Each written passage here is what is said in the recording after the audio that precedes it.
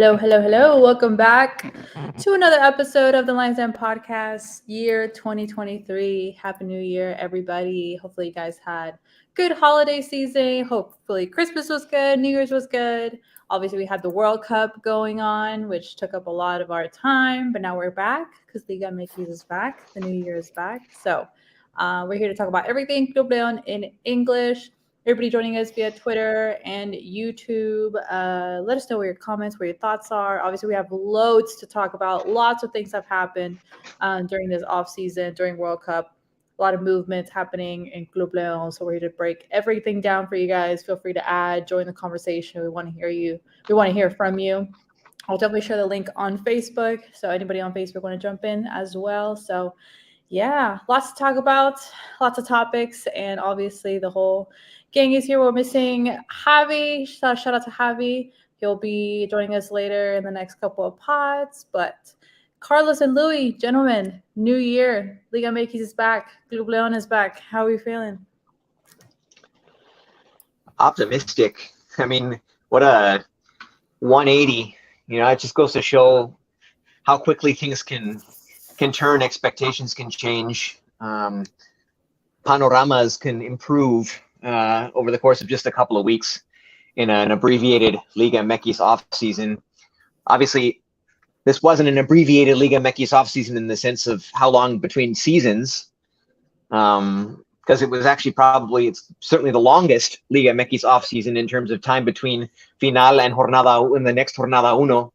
That I've experienced. But I mean, while the World Cup was going on, I don't think there was a whole lot of thought being put into player movement and things like that for the league. And so things have just been kind of happening really quickly in the past couple of weeks. And this kind of goes to show that, have a little faith, things are going to get set in motion. Our fan base has a tendency to be a little bit alarmista.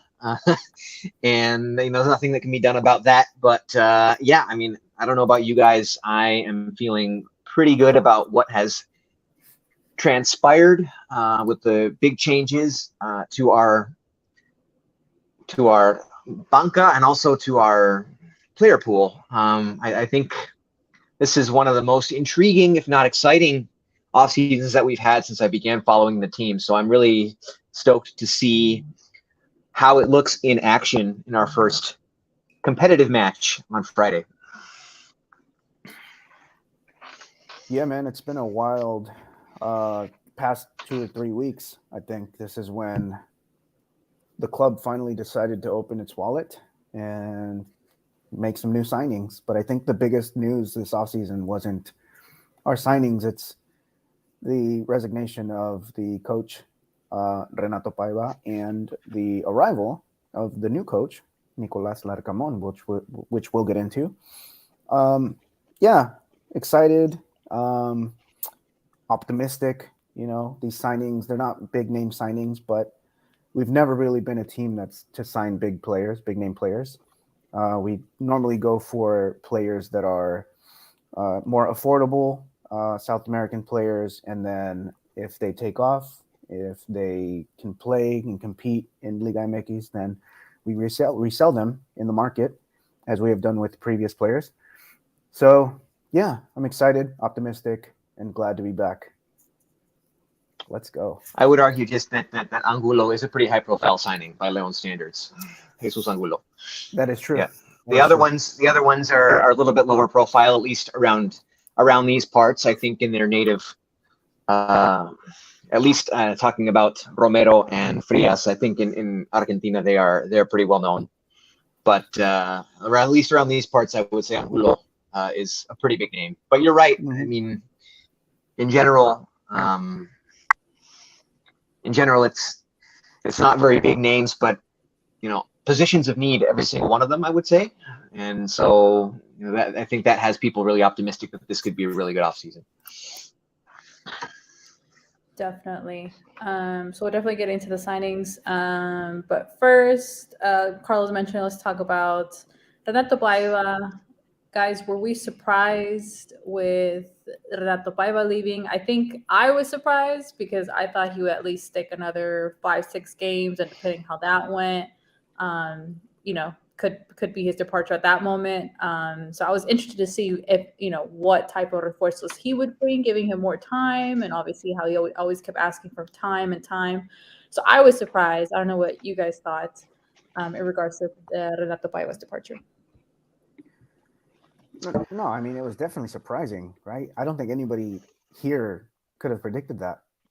I didn't. I don't think anybody else did. I mean, it was like one day to another, the guy submits his resignation, and he's gone. And just like that, in literally less than 24 hours, Larcamón is contacted, and there's rumors about a new coach. But I mean, I don't even know like what happened with Paiva.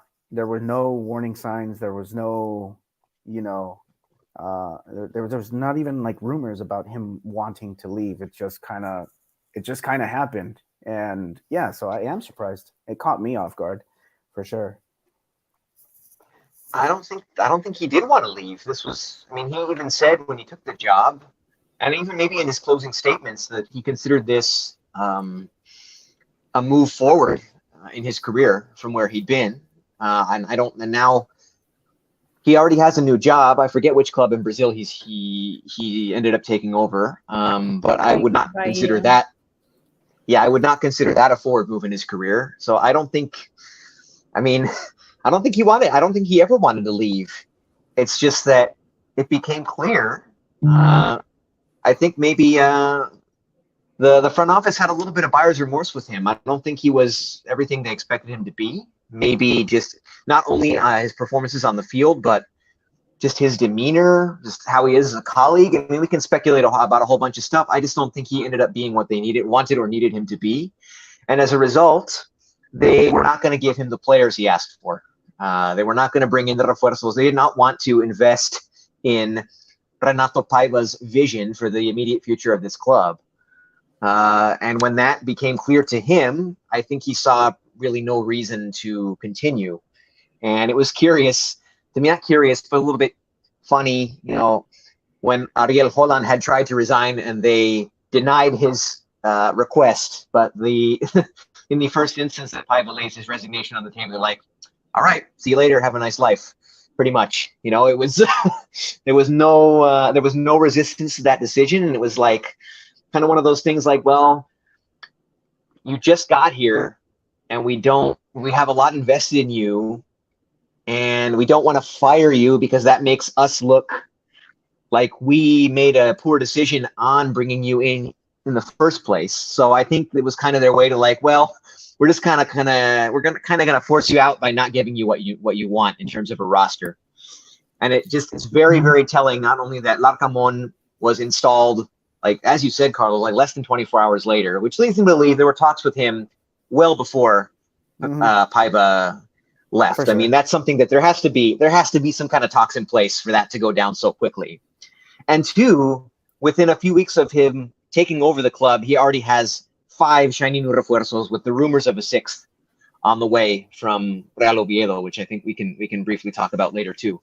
But I mean, it just goes to show they didn't want a long-term future with this club with Paiva at the helm. I feel bad for the guy. He always seemed very, very professional. He handled the media for the most part well. There were a few comments here and there that I didn't like. I remember I mentioned when we were playing Cruz Azul and how much he was praising them and all that stuff, as though we'd already lost the game in repechaje. And I'm like, sometimes I felt like the guy needed a little bit more, I don't know, a little bit more garra. But he was always professional, always seemed like a very nice guy. Always in the stadiums where he would come out on the pitch early, because as you recall, every stadium he went to in Liga MX was the first time he'd ever visited that stadium. And so he was always like little kid in a sense of wonderment every time he got to the new stadium. And when he would see fans in the stands, he would come over, he'd give them the time of day. He seemed like just a genuine stand-up guy, a straight-up dude, like just a consummate gentleman. And unlike some of the other coaches we've had in the past where we don't feel that kind of connection with, I really do think that Paiva was a good guy. Maybe he got kind of a raw deal. However, none of that means that the front office was wrong. None of that means he really was the solution, the long-term solution going forward for this club. And I thought he would get one more full season no matter what. I just thought, I mean, even with as fickle as the coaching carousel is in Liga MX, most people last more than one tournament. I mean, most coaches last more than one tournament. I thought he would get 2 full tournaments at the least. I was wrong, surprised, not necessarily disappointed, especially because we ended up with hands down the most coveted coaching prospect available on the market, and we got him right away without. I mean, we offered and he accepted, and we didn't have to fight anybody off, at least as far as I know. And everything kind of seemed to work out. So, yeah. I mean, that's how I see it when it comes to the coaching topic. Like everything just seemed to work out, and I don't know about you guys. I mean, but I remember sending you guys a message in the chat, and I was like, I don't know. Like this seems kind of weird that they would let go of one coach and then like less than 24 hours there's a new one. So it made me think, like, I don't want to get into conspiracy, but maybe they didn't want to keep Paiva anymore because Larcamón was out there. So I guess maybe they forced him to leave. Maybe they forced him to submit a resignation. That's what I was saying. I don't think they forced him. I just they forced his hand by making it clear they were not going to invest in his vision. That's what I'm saying. I don't think anybody strong-armed him into resigning. They just made it clear to him, arguably in a passive-aggressive way, that his vision was not going to be honored within the club, and that left him with no choice but to resign. But it made it so they didn't have to fire him se. He actually about a week after he resigned, he was on Tribuneros with Tito Echeverri. Oh, I missed that. And, what did he say? And Israel Romo. He was on Tribuneros, and they asked him. They were like, "So what's the They actually asked him specifically about the players. Like, did you leave because they weren't signing any players? And he said, I would never leave a club for not signing any players. But he did mention that he left because of the future of the club. He wasn't happy with the decisions that were being taken, and they were affecting the future of the club. So the only thing that comes up to me when I heard that was maybe they didn't want to let go of certain players that shouldn't be in the club anymore. Yeah, I think that's the topic that I think was kind of the whole concept of last season with Paiva and like the choques and the, players influyendo en el vestidor and all that.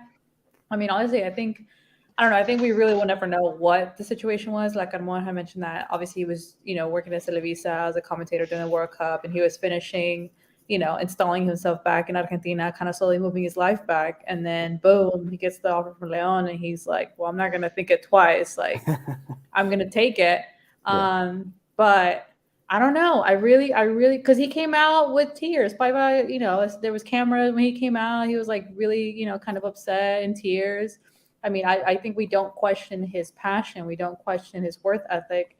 It's just maybe this just didn't see eye to eye, like in many aspects. And I think a little bit of what you both said with refuerzos and with maybe what the club was looking like in the future. I mean, I give him props for trying to fight with what he believed in. And if it didn't work out, I mean, he can only do so much where it's like, you know what, it's out of my hands. I can only do so much. I'd rather leave than continue with something that I'm not in agreement with. So, I mean, sometimes things just don't work out. We can speculate as to why, but there was clearly a rift there. His arrival his first tournament wasn't what they expected, I guess. He kind of got off to a hot start. We had those first two jornadas were amazing. Got the win against San Luis, and we had that 3-0 comeback against Pumas. And then after that, it kind of just went downhill. Mm-hmm. I mean, he had that fast start, and then the rest of the season was. I mean, there were a few highlights.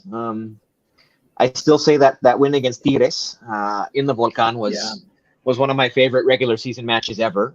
It wasn't to say that there weren't highlights in the season, but big picture, I just don't think that they liked what they were seeing from Paiva's León. And that happens. It happens. Kind of reminds me of. Yeah, I was just gonna say, kind of reminds me of Chavo Diaz's tenure. I think maybe the job, the puesto, like the whole situation, just might have been a little bit too much for Paiva just like it was for Chavo Diaz. Nice guy. You like him. You wish him the best. Just wasn't the right fit. Mm-hmm. Yeah. And I mean, it wasn't just the front office that wasn't happy with the results. It was literally like 85% of the fan base. The other 15% were kind of more like, okay, let's give him a little bit more time. I think some of us said that in the last episode of last season. We were like, I think this guy needs time. Give him a full season. Bring him the players he wants. But we didn't mention, let go of the players he doesn't want. And that's true. I mean, for a long time, we've known that a couple of players, we're not going to name them, but they have a really good relationship with the front office and especially with the owner. And they're probably going to retire with that jersey. So it could become a big mess if you have a player that is injury prone, super slow. They're obviously aging, and the front office doesn't want to let them go. It becomes an issue. Definitely. I think just overall, unfortunately, the way Liga MX is set up is every team is thinking short term.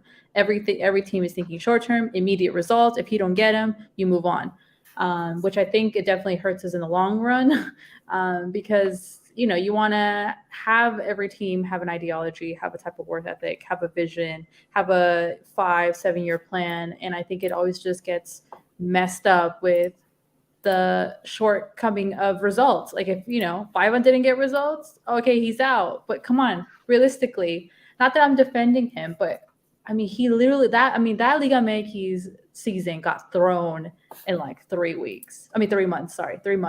Like games, like back to back. I mean, it's like he's coming new, he gets thrown in. I mean, how much more could we ask for? Not that, I don't know. I think it's just, it's many things. I think it's just the way the league is so pressed on like short-term results. If you don't get it, I mean, you saw me say like, you know what, if me thinking Five is going to stick around, if he doesn't get results in a 5th, 6th game, he's gone. Why? Yeah. Because I think we're all trained like that in Liga MX. If we don't see results, nos desesperamos. We're thinking, crap, like what's going to happen? The fans are going to get mad. They're not going to show up. We need an immediate solution. What's the solution? Leave the coach. Start all over. Yeah. It's like this toxic cycle that just keeps going on and on and on. But I mean, I didn't see it coming. Does it make sense? I think it does make sense. But I'm hoping with Lacramo we will see a bit more of a longer term plan. Yeah, Paiva's in the past. We can officially drop him from our vocabulary and move on. Leave him in 2022. I will not remember him fondly for his results, but I will remember him fondly for the kind of person I feel like he is. Yeah. He seems like a solid dude. Yeah. To for lack of a better way to put it. So I wish him the best. Don't think we'll be seeing him around Leon, or don't think he'll be talked about very much within the institution anymore. But as you said, now it's the Larcamón era. Time to move on and move on. Boy, have they moved on. Larcamón. Yeah. What did you say we were? We're not the Larca boys. We're the Larca men. Oh, okay. Yeah. He moved on. Cool. He moved on from the Larca boys because he needed some Larca men. And we moved on from the Paivaneta. Oh yeah, we did. We moved on from the Paivaneta. Yeah. A couple of comments on YouTube. Shout out to Ricardo Serrano. Say, hola, feliz año. ¿Cómo les parecen los refuerzos? Ahorita vamos a platicar de eso. We're going to get into the refuerzos next. Arturo Ruiz said, Paiva left due to the lack of players he asked for. They also said that Cota wasn't getting along with the goalkeeper trainer. But overall, I'm glad Paiva left. He didn't have any idea on playing. The best thing he did was debut the Pau Belon, of course. He was really rude to the fans of the Leon, calling them names. Chapo Montes is looking pretty good in this preseason. He had a very nice pass to Brian Rubio against UDG, I believe. I disagree with that part about him being rude to fans. He did say very bluntly that the fans needed to let the coaching staff do their jobs. and not interfere in the way they were doing on social media. But I never felt personally insulted as a fan of Club Leon by Renato Paiva. Far from it.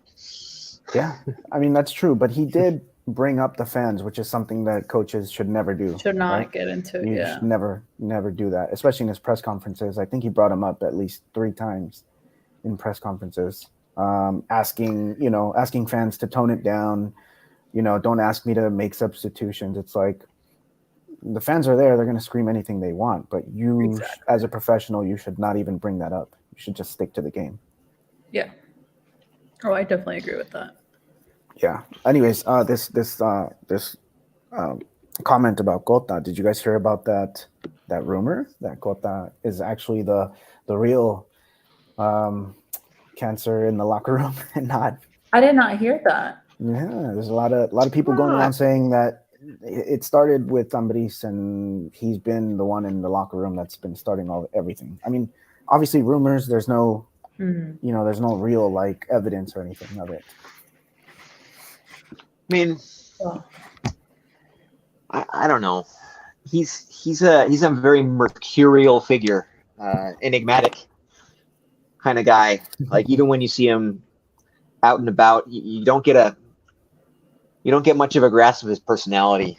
But I mean, I think he's pretty well aware that he's been the MVP of the team for quite some time. I mean, ever since Chapo's last couple of magical seasons where he was really the MVP of our title runs and stuff. I mean, the only reason we were even in repechaje last season, I would say, was because of Cota. Like anything good that we've done over the past couple seasons, since the last 2 seasons, last year, since our last run to the final, I would say Cota's been the MVP. And I'm sure he's well aware of that. Yeah. So. Like, I'm sure he's well aware of that. Yeah. Okay, so let's head into refuerzos. It's a good offseason, in my opinion. For like a good month and a half, I thought we're not going to sign anyone. And I think I know where they just started coming. And then like they actually announced 2 in a row, like 2 in the same video. And then they just started coming, and there's more. As Louis mentioned earlier, there's another one that's rumored to be coming from Real Oviedo. But yeah, I mean, I think I would see it as a pretty successful transfer season. I don't think there's, anyone. Well, there's some players that shouldn't be here anymore, but it's obvious they're not going to leave. But I think the correct moves were made. Yeah. And it obviously started with the coach. Definitely. Yeah. I mean, I'm hard pressed to remember in terms of players coming in as active and potentially monumental offseason since maybe between the Clausura and Apertura 2018. That was when Meneses, Tecillo, and I can't remember when that whole bundle of players came in for their first season. That all happened over one off season, and that obviously changed the course of the franchise for the next couple of years. I'm not going to go so far as to say this is definitely going to be the same situation, but it has that potential. Especially Angulo, Romero, and Frias. I think Rubio and Moreno I see them more as depth pieces. I mean, both of them could surprise and become figuras, inamovibles in the cuadro titular. But I'm most excited about those first 3. I think they could really, really make an impact and raise the ceiling of this club by quite a wide margin.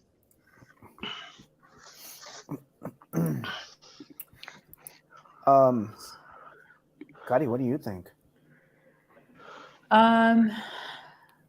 So obviously we talked about Paiva. Let's talk about the people who left, and then let's move on to the transfers. So Julian Celestine, are we surprised? Not surprised at all.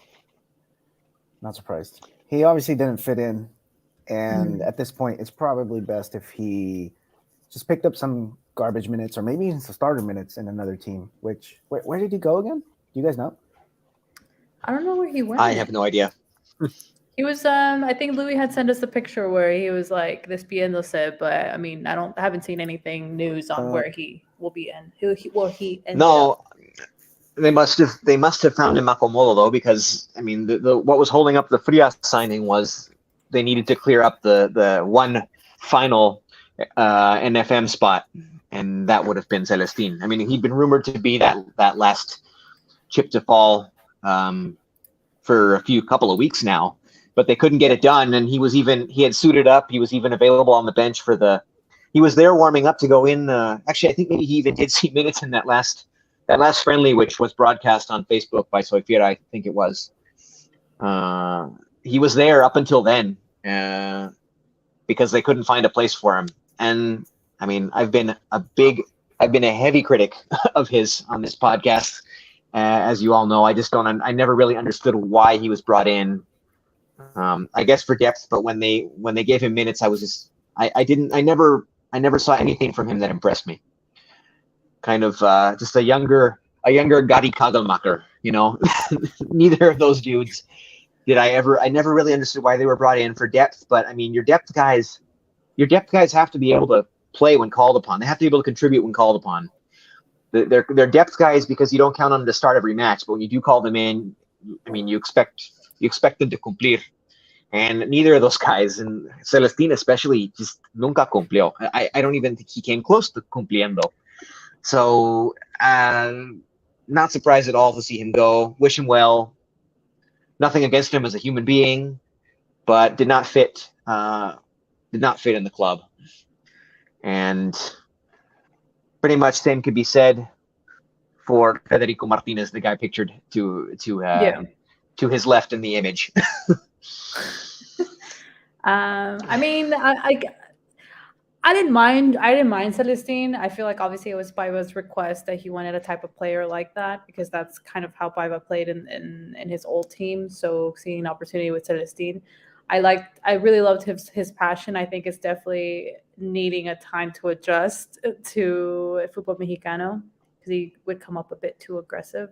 But I think I agree at the end. Paiva's gone. I don't think que iba a haber cupo para Celestine to start or anything like that. So, like Louis said, wish him well. Hopefully everything goes well.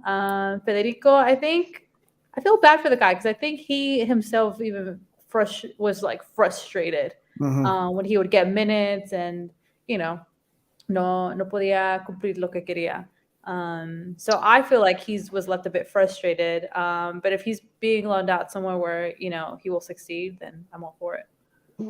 Yeah, I don't know. I do get the impression from him, just the vibes he gives off, that he thinks he deserved more of an opportunity than he got, even though he was not contributing really. I mean, he had a couple of nice moments. He scored 2 goals as a member of the team, and both of them were very, very good goals. But that was it. I mean, he would get out hustled. He would lose his marks. He couldn't keep up a consistent string of good play for long enough to be considered as a regular starter. And I think, I don't know, I just get the impression that he thought he was, I don't want to say he thought he was better than he was, but I think he despite not producing, I think he thought he deserved more of an opportunity. I don't know. That's just the impression I got from him. And frankly, he didn't deserve any more opportunity than he got. So it was time for him to move on. Yeah, we still in his card though. So wherever he goes, I hope he does well because, in the future he could come back. Same with Rangel, who's actually 22 now. He's not part of La Sub-20 anymore, so he went out to La Liga de Expansión. Javier Ibarra went back to, is it Morelia? Morelia, right? I think in Expansión, yeah. Yeah, Javier Ibarra back to Which Morelia. That's another player that we got that we didn't find much sense because he didn't really play anyway, so it was kind of like a wasted. I remember him playing like one game and he was nowhere to be seen. I think he was just kind of following the ball like little kids when they follow the ball. Yeah, not surprised with the Las Bajas. No, not surprised. Not surprised nor disappointed. I mean, you look at this image is very, very telling. Every single elemento pictured in this image, including the coaches.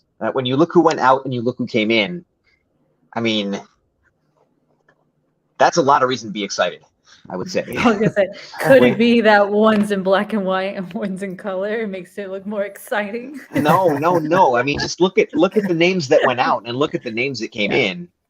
I mean, I'm still a little not shocked or astonished, but just when I sit back and I think about the fact that Nicolás Larcamón is our coach, I mean, the dude was the most sought after. I don't think there's any question that he would have been the most sought after coach on the open market for teams looking for a new manager within Liga MX. I mean, his product is corroborated. This isn't some South American coach coming in who we don't know anything about, like both Holland and Paiva were to a degree. No, this is a battle-tested, done a lot with very little Liga MX coach tested. in Liga MX. Yeah. Liga MX proven coach. And my thing is, like, he's coming in even before these 5 new incorporations. This is by far the best roster that Nicolás Larcamón will have ever had in Liga MX. And you add these extra players, you add these other five players to his arsenal. Yeah, there's a lot to be excited about here. I love the praise. Optimistic about here. I love all the praise for the new coach, but let's not forget he hasn't won anything. He's coming in, no cups, no nothing, and he has two big tournaments to play for this season. One of those being an international. I don't think he's ever coached an international, right? Puebla never got there. Think so. No. Yeah. No. So he has He two does have a huge tough challenge. tournaments. Yeah. 2 huge tournaments. But like you said, Louis, he's Liga MX. He's proven. He's battle tested, and more than anything, he's one of those coaches that does a lot with very little. I mean, I think that's what he's known for, like the most, is for doing so much with very little. If you remember his teams in Puebla, like these guys were plumbers and they were old rosters. Yeah. Old rosters, but he got them to the playoffs, semifinals. I mean, he was competing, and so I think that for me is maybe the most optimistic part of having him as a coach. I mean, you saw I think Puebla, Jordan Cortizo went to Monterrey. How much they pay for him? And Maxi Araujo went to Toluca, which Toluca is just balling with money. I mean, I think. I'm sure those guys are very grateful for what Larcamón did to get the best out of them and the contracts they earned as a result. But I mean, I would put it this way: as you said, Carlos, he's been known for making a very limited rosters competitive. So now his challenge will be to make a highly competitive roster elite.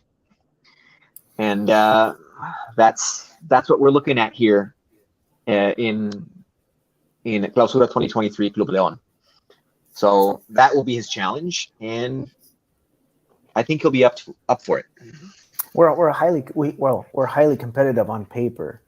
And a lot of these guys are out. A lot of these guys aren't even in top form. Like if you look at Angel Mena, you look at Byron Castillo, Avion Ramirez, these guys are out due to surgery. Chapo Montes, who seems to be on the decline. We have new players coming in. I don't know. I think calling it solid or elite roster is a little bit of a stretch. I don't know. I think we should humble ourselves a little bit. That's what I'm saying. He's known for getting his rosters to punch above their weight. Okay. So I'd say this is a highly competitive roster on paper. So if he can get them to punch above their weight, they have a chance of being elite. I don't think his Puebla teams ever had a chance of being elite. They had it. They were very competitive, but they were never elite because he's very good at what he does, but he's not a miracle worker. He can't magically make average players into great players, but he can make an average team into a more competitive team. That's his task here. And we'll see how he does with it. Yeah. So far, we have 5 refuerzos. Who are you guys most excited to see? I think Lucas Romero. I'm most Really? excited. Yeah. I think he's from what I've heard, he's a very exciting player. He's a very a player that could give a lot. I think it's just as long as he gets minutes and he plays and he establishes himself with the team. I think that's the signing I'm more excited about. I'm still kind of, I guess, questioning Brian Rubio because I think we're okay with Lucas. I mean, I don't know this. I mean, obviously to have a backup. And then Frias. I mean, what are we thinking about our center back duo in regards to that? Anyone who can compete Well, with Barreiro for that position yeah, that's is what I was. good. That's exactly what I was going to say. The thing about Frias is, I mean, Barreiro has not had any serious competition for the right side center back position since he got. His Well, I mean, competition there was a was couple of Celestine. seasons where, well, his You said what? competition originally was Ramiro, no, but then Ramiro Yeah, left, and last season. since Ramiro hasn't been And there, then Barreiro started. hasn't had any competition, and as a result, I think his play has declined. When you don't have anyone on your pressuring you for your minutes, your play is naturally going to decline. That's not the case anymore. I mean, frankly, I expect Adonis Frias to be better than Barreiro and to push him out of the starting lineup. We'll see if that inspires Barreiro to up his game, and then at the very least, we'd have a very serviceable backup or someone who can eat some minutes when we got 2 tournaments to play. Hopefully, this is the time we finally make a deep run, at least into a quarterfinal, a semifinal or something like that of Conca Champions. You know, you need quality depth at every position for that, and hopefully that's what we get with Frias. Whether he starts, whether Barreiro starts, hopefully they pressure each other into being quality pieces, the both of them. But I agree with you, Kari. I think I'm most excited about Lucas Romero just because he fills the biggest position of need. Contención, for the longest time, was never like a Contención bien recuperador was never really in question with Club León. That was the position we always developed well. That was the position we always had somebody on hand. You were never worried about that position. Just hasn't been the case the past few years. We're all waiting for Jefecito to show. Left. Ever since Aquino left, we've been waiting for Ivan Jefecito to recuperar that nivel that he had when he first started out, and we're like, wow, this kid is our contención of the future, and he's Mexicano, and everything about it is great. And he lost that and has never really gotten it back. Hopefully this pressures him into becoming a serviceable depth piece too, or maybe even into getting some starters minutes if they want to go really defensive and have a double pivot. You know, I think there's a lot to be gained from bringing in somebody like Romero. I do expect him to be the day one starter. I expect him to start. Yeah. He's already been training, for a while with the club. Even before they only were all officially introduced in the press conference today, but they've all of these guys have been training for at least a week, if not more, with the club. So, these guys will have 2 weeks plus, several friendlies under their belts. I expect any of them to be available to start against Mazatlan.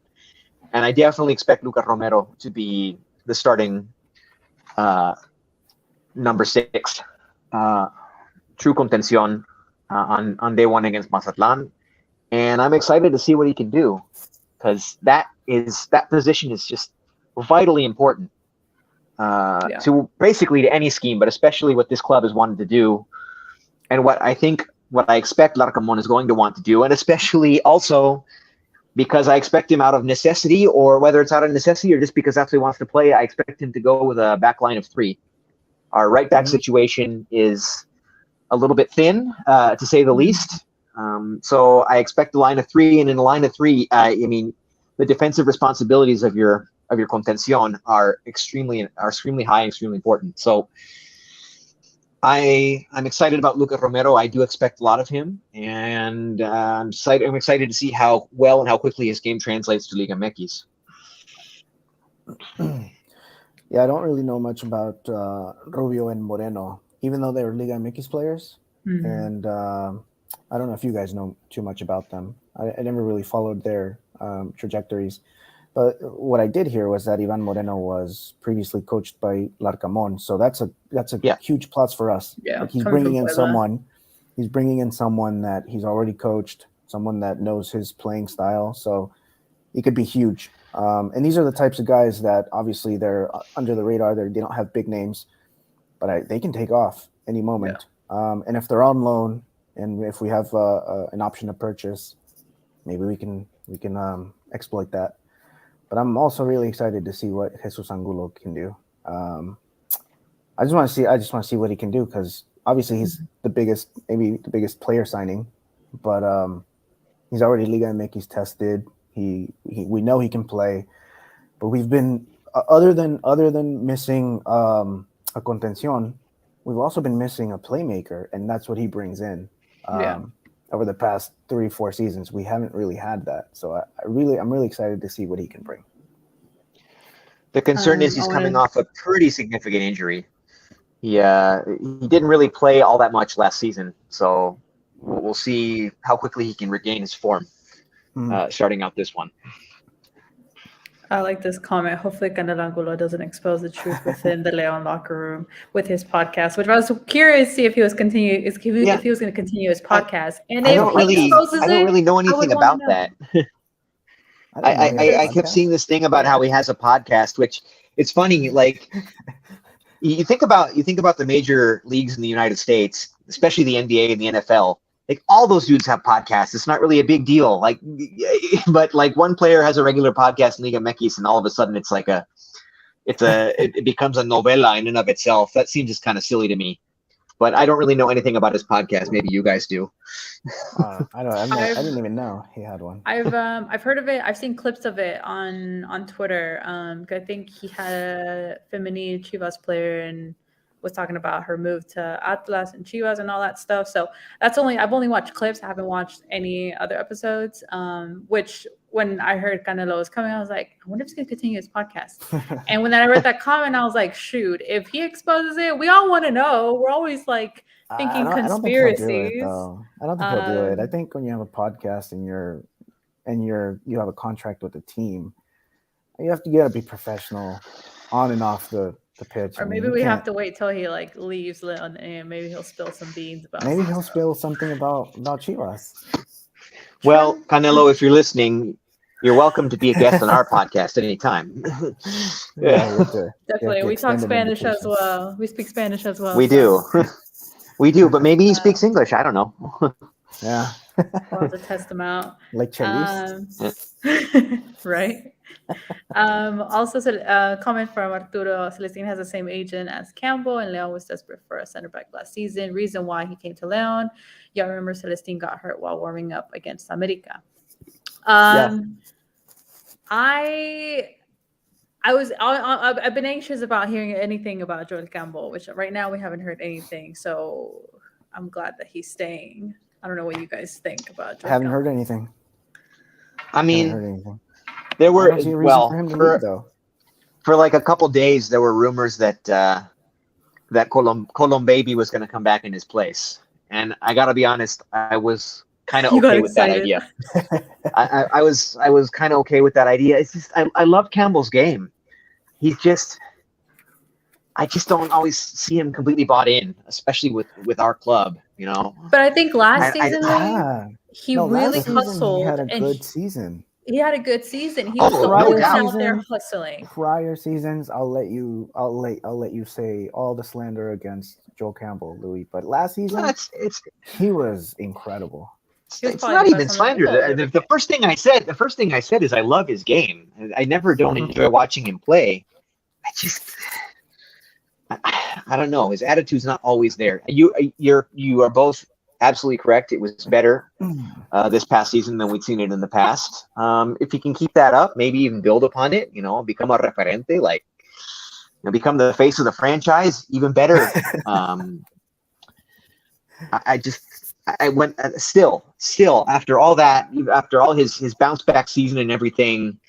When I heard that there was a possibility of Colombato coming back in his place, I was like, I'm not sure the team wouldn't be better off if that happened. We all Yeah. just miss Colo baby. We miss that But guy. I mean, I'm quite happy with Campbell, to be honest. Especially from last season, he was the best player on the field most games. He was the one putting in work. If he continues, I let him wouldn't start. expect. have I nothing would. against Yeah. it. I wouldn't expect. I wouldn't expect a Campbell move at this point. I mean, I think they're gonna. I think in terms of NFMs, no formado in Mexico, foreign players, I think they're gonna stick with what they have for now. I don't think we're gonna see any more movements there. The only movement I would possibly not be surprised to see is I can't even think of his name at the moment, but the one from Oviedo who is being rumored to come in. Daniel Aceves. Yeah. Aceves. Aceves. Yeah. Which I'm kind of surprised and not. I mean, I've watched him from the beginning, and I think from the stuff that I've seen at Oviedo, I think he's a great player. Destacaba mucho con el equipo. Obviously, the team itself was not that great, so they fired the previous coach. So with the new coach, he's not even playing, which is why you're going to keep a player over there. So obviously, I think he is coming back. Official today. Real Oviedo posted, thank you for your services. So he is heading back. I think the tweet that I saw is that some type of triangular deal with him and a couple other players. So is he going to come back to Leon? Is he going to go back to Pachuca, or is he going to come to Leon? I mean, I think that's still on the table. I think we need him. I think we need him more than Pachuca. He's a right back, right? Yeah. No, he's a left. He's a left back. Is he left? I thought he was right. He's a left-footed player. He's that was why when I first saw it, I was like, oh, this is our emergency replacement right back. He's a left. Yeah. When I first saw it, I was like, oh, this must be our emergency replacement right back who could turn out to be a really, really great player. But no, he's a left back. But I don't know. I feel like Larcamon's going to get creative with that right back position anyway. I don't know. Apparently, I read somewhere that Lucas Romero is capable of playing that position too. We have a kid playing that position. I feel like we need to give him a chance, especially after that huge game he had last season against Tigres. Oh, that was awesome. Is he healthy though? Cervantes. I mean, I heard he had an ankle sprain, but I mean, okay. I mean, sometimes ankle sprains can linger. Okay. No. If he's healthy, by all means he should get. I mean, if we have a Juvenil who's a true right back and he's on the rise, yes, of course he should get those minutes. But I haven't heard anything about him being healthy since his injury, so I'm a little concerned about that. And sometimes some ankle sprains are more severe than others, and they can linger. So. Now, I feel like for the first couple weeks of the season, they're gonna have to get creative on the right back, in the right back position. It's always a struggle in that position, unfortunately, especially with obviously Byron injured and Avion having to get surgeries, both surgeries. Thinking about if Aceves comes as a left back, I mean, are we gonna get rid of anybody there? I mean, obviously we still have Osby, we still have Villa. Get rid of Villa. What about Osby? Louis, come on. We have to get rid of Osby. Such a liability. Like, he's a liability. I'm no fan of Osby.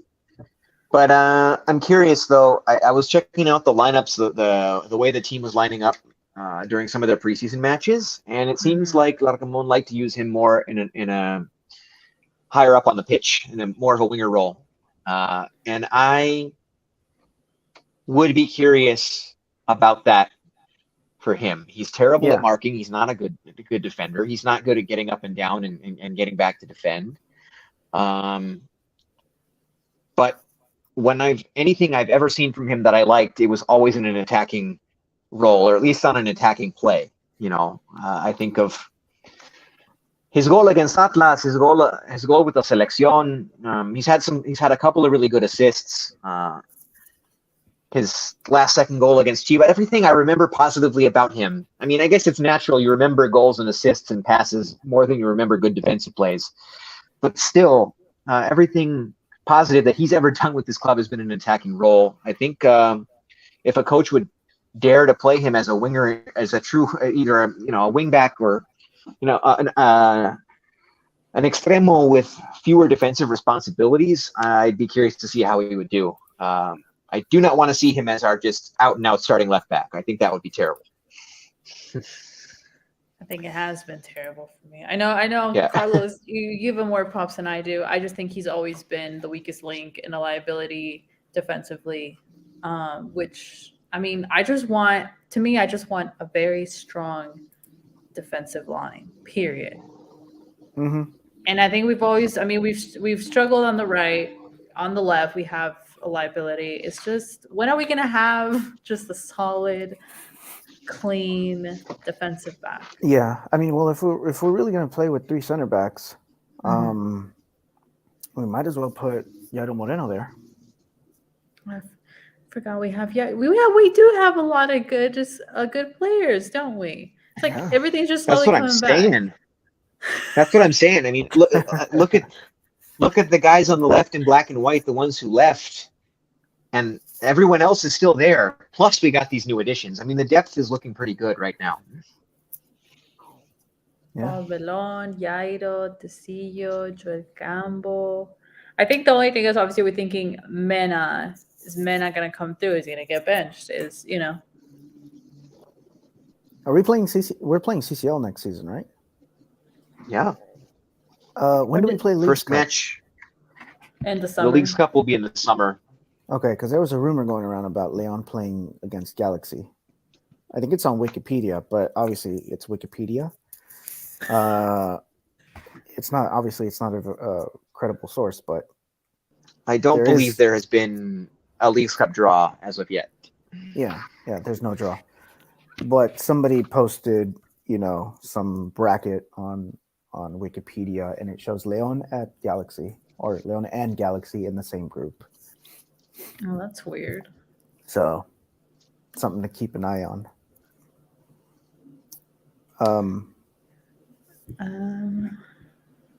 Yeah, we have a solid roster, but do we have enough to compete in 2 tournaments? Look, I'm already telling you guys right now. I want to we'll definitely have our episode when we get into the whole CCL. I am not having any expectations in CCL at this point.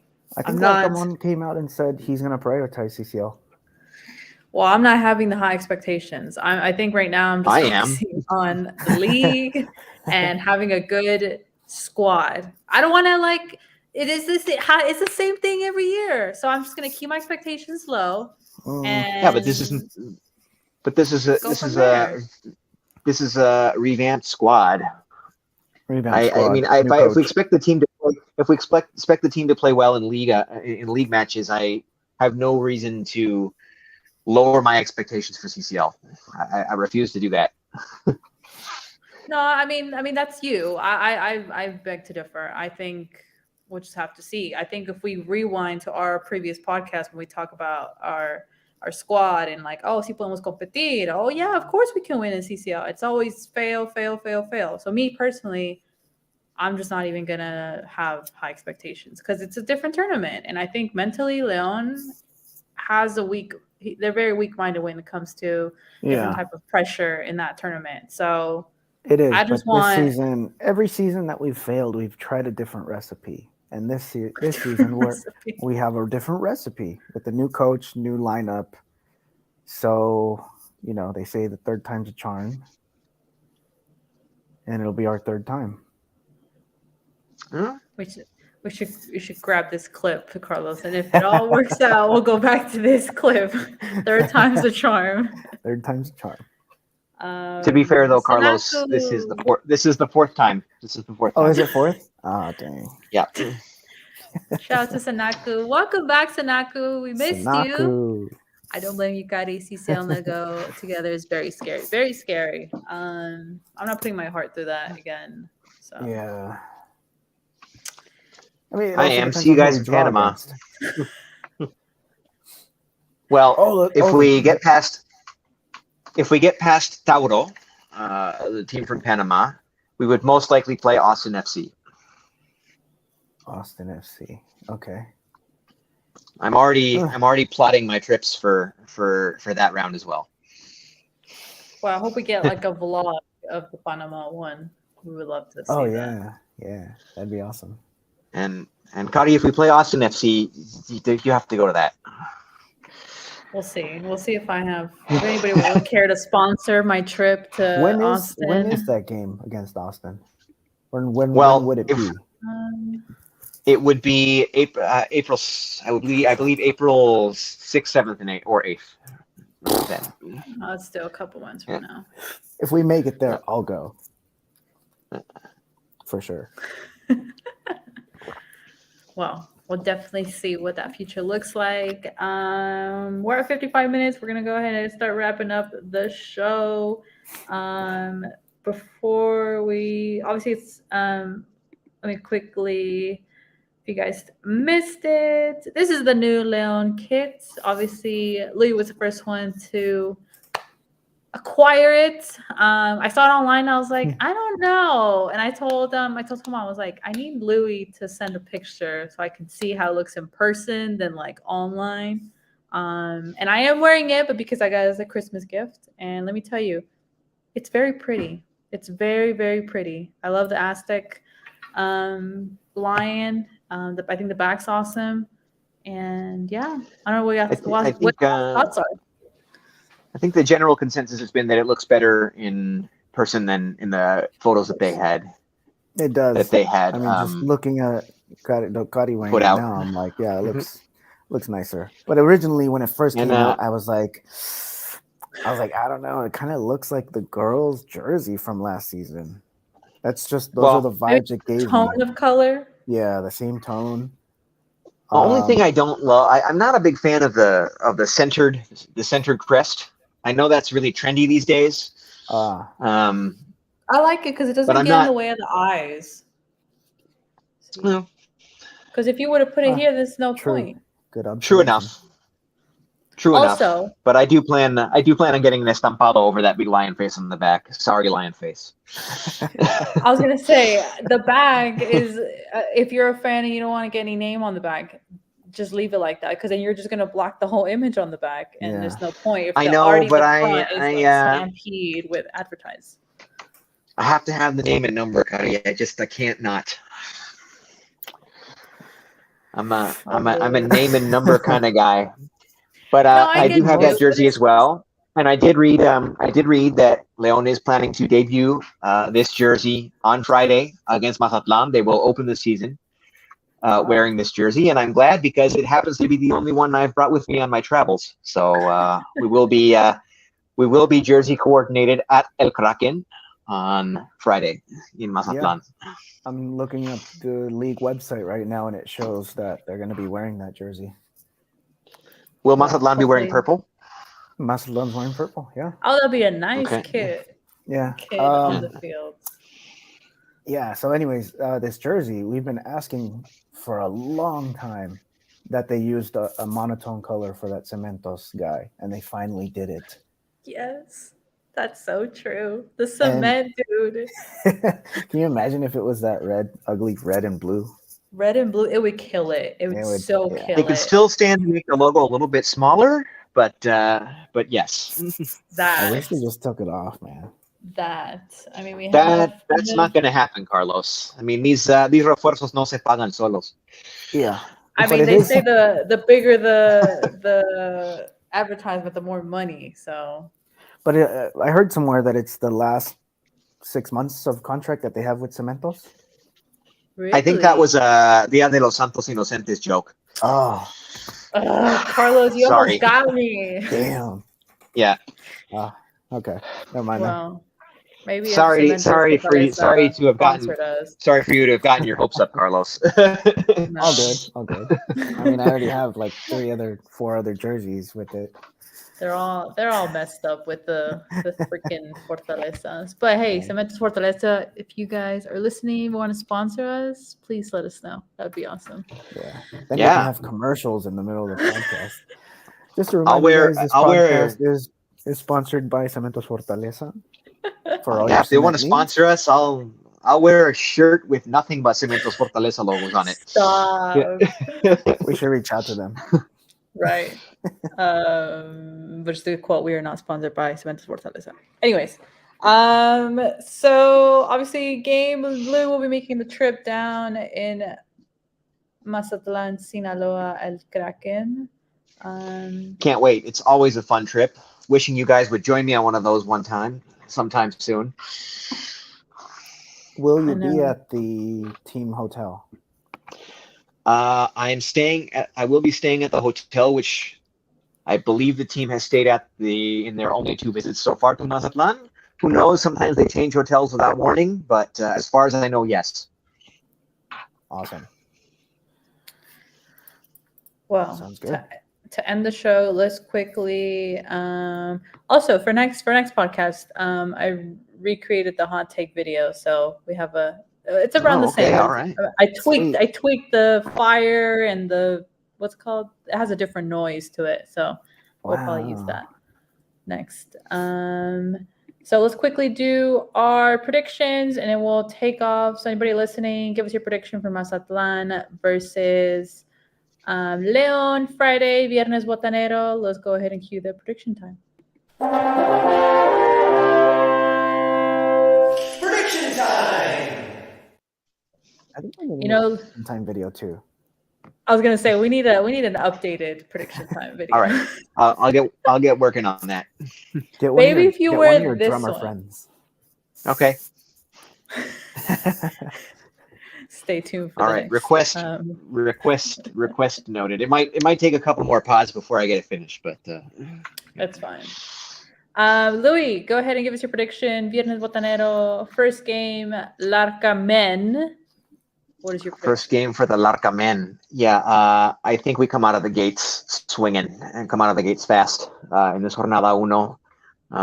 It's going to be January. I don't think the heat of Mazatlan is going to play much of a role in this, as it might at another point in the year. I think the temperatures are going to be pretty mild for the few days that I plan to be there, including the night of the match. So, yeah, I don't really. When you're Mazatlan and your major signing of the offseason was Ariel Nahuelpan, I don't think we have all that much to worry about. Although, to be fair, Ariel Nahuelpan is one of those mediocre strikers who always seems to score against Leon. So I do expect him to score against us, but that will be the only time Mazatlan finds a score sheet on the night. I think we will find it 3 times. I think Leon wins 3-1. I don't think it's particularly close. I think Mazatlan gets a late consolation goal after Leon goes up 3-0. I think the players on the team who were with the team last season will still remember that embarrassment of a 3-0 drubbing that Mazatlan put on us in our place last season, which for me was the low point of the season. I think there are still guys on this roster who remember that. We should not be losing by any score, let alone that score, to a team like Mazatlan, and a team like Mazatlan that really hasn't done much of anything since their existence to become a contender or anything close to it. They played in the Copa Mexico, the Copa Sky, which we didn't really talk about that. I was kind of annoyed that Leon wasn't a part of that, because I know it doesn't really mean anything, but those were matches with fans in real Liga MX stadiums. And so some of the teams that went far in that are going to be coming out with a little more game under their legs, shall we say. But Mazatlan participated in that and looked awful. So I don't expect them to look good in Jornada Uno. I think Leon gets the job done fairly easily, 3-1. And I expect to spend a nice, positive weekend at the beach. 3-1, Louis. Carlos, your prediction. I have to agree. I don't think Mazatlan's going to be that much of a challenge. I mean, I don't think it's going to be easy because we have a new coach, we have a new system. Everybody's still trying to gain chemistry and understanding of each other's football. But you know, it's the first game. Everyone's trying to show out. Everyone's trying to show their best. Players are still fighting for positions on the roster. There's a lot of competition on this roster, and I think we'll get out of there with a 2-1 win over Mazatlan. 2-1. I'm going to go ahead and agree with you, Carlos. I did have a 2-1 in mind. I think as long as we see some type of, player connection and kind of start seeing a bit of a vision or a glimpse of a potential of a couple of players, I think I'll be satisfied. But yes, I believe we will win 2-1. So hopefully we'll leave first jornada with 3 points. Arturo Ruiz said, what days do you guys live stream? Well, since game's Friday, I guess we'll have to see whether Monday or Tuesday of next week. But Yeah. definitely subscribe and we'll get a notification. Or Turn on follow. your the little YouTube bell, right? The little YouTube bell tells you. We normally put out notifications like 2 hours before the podcast. Mhm. So it's usually Monday, Tuesday, sometimes Wednesday. So yeah, just try to keep up with us.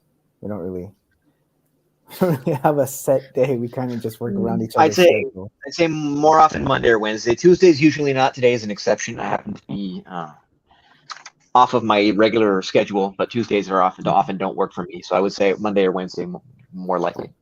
Yeah. Hit the notification bell. Yeah. And we're also on Twitter, so you can definitely follow the Lions End podcast page on there, or you can follow our personal accounts. We usually are retweeting the day of the pod and stuff like that. So, but yeah, for Sanaku, he said, I'm with you guys 2-1 as well. He's with me and Carlos on the 2-1. If Louis gets it right, I mean, that would be even better. We get more goals in. But yeah, guys, so thank you guys for watching us via YouTube and Twitter. Everybody in the comments, shout out to Ricardo, Arturo, who's been very active. We definitely appreciate all the comments and keep the conversation going. And Glasanaku came back to show some love as he has been in the past couple of seasons. So definitely follow us on Twitter, on YouTube, and on Twitter. Let us know what your thoughts are. For any reason you're missing the game on Friday, you're working, you're stuck, you're driving, or anything like that, you want to keep yourself updated with the Leon game, don't forget to follow Club Leon at Club Leon EN. All the content in English and live game content as well if you miss a goal or anything like that. So, but we definitely appreciate you guys coming here and talking with us about Club Leon and the 2023 season. We're very excited, and hopefully Leon has a good season, right, guys? Yeah, absolutely. Let's go. So with this, will be the end of the podcast. Hope you guys have a safe night. Hope you guys did watch the game, and we'll see you guys on another episode of the Lions Den Podcast.